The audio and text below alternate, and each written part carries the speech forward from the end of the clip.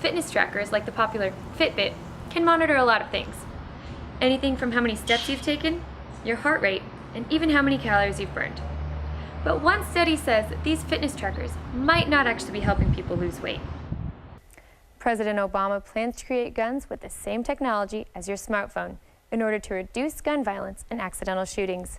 These smart guns would only work in the hands of their owners, using the similar technology to Apple that uses your fingerprint to detect your identity.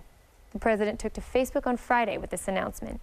A group of environmental studies students did research which showed that students were spending nearly $7.5 million on plastic water bottles. Their study also showed that students were more inclined to reuse their bottles if they were easier to fill up. Their work led to the installment of these machines, which have helped save thousands of plastic water bottles from landfills. 3 students who live in this dormitory are facing hate crime charges. Their black roommate says that they put a bike lock much like this one around his neck. He also says that the room was decorated in Confederate flags and Nazi symbols. Before students can go home and enjoy the holiday season this year, they must complete their dreaded final exams. But finals aren't just stressing out students. They stress out the professors who give them as well. Professors such as Mary Williams, who teaches English, are required to administer some type of final exam activity on finals day.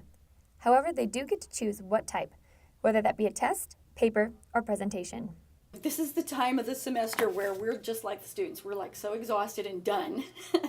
And yet the finals we get lots of grading. A lot of factors play into which type of final they choose, such as content and class size. Thalia Inagos taught engineering before becoming the vice president of graduate and undergraduate programs.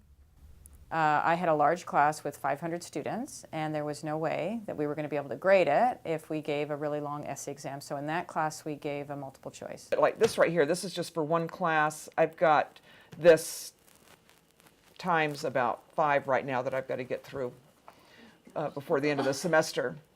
Much like her students, journalism professor Donna Nichols is also stretched for deadlines.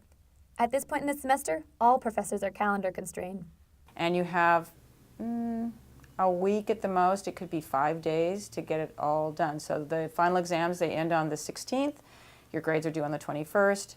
That doesn't give you a lot of time to do the grading. And the time between the last final and when grades are due is relatively short. So collecting all that information at the end is like, it's exhausting. Many of these teachers on average have 50 to 80 students in their class. Since they teach 4 classes per semester, they can have more than 200 students at once. All of these grades have to be individually submitted. The rewarding part is after I hit review grades, approve, final, send on the last class, and then I take a deep breath, have a big glass of wine, and I'm done. Some of the ways students can stay a step ahead is by visiting Peer Connections in Clark Hall. Advice professors gave was to rest up, have a big breakfast, and study hard. On campus, Jessica Munday, Update News. The Student Union construction and renovation has been underway since 2010. The expansion phase was completed last summer and brought new dining options like Taco Bell and Jamba Juice to the new Student Union. The second phase of construction is the renovation of the old Student Union, and with it comes something San Jose State has never had, a Starbucks. Excited. I like Starbucks a lot. I go at least a few times a week, so it'll be nice to have one on campus. Downtown San Jose already has 4 Starbucks. The closest one to campus is about a 5-minute walk down Paseo de San Antonio. I think I would definitely go more often if it were like on my way to class rather than back here. In 2010 and 2011, the Student Union conducted surveys on the student population to see what food options they wanted. From the student perspective, as many options as possible is a great thing. Some people love Starbucks, some people love Pete's Coffee, so we really do try to have a variety for the student population. Some students, however, aren't as thrilled about the new Starbucks on campus. So the reason I'm not too excited is because Starbucks is already expensive as it is, and I honestly think we need cheaper options. The average cost of a Starbucks coffee is $3 to $4 depending on the drink.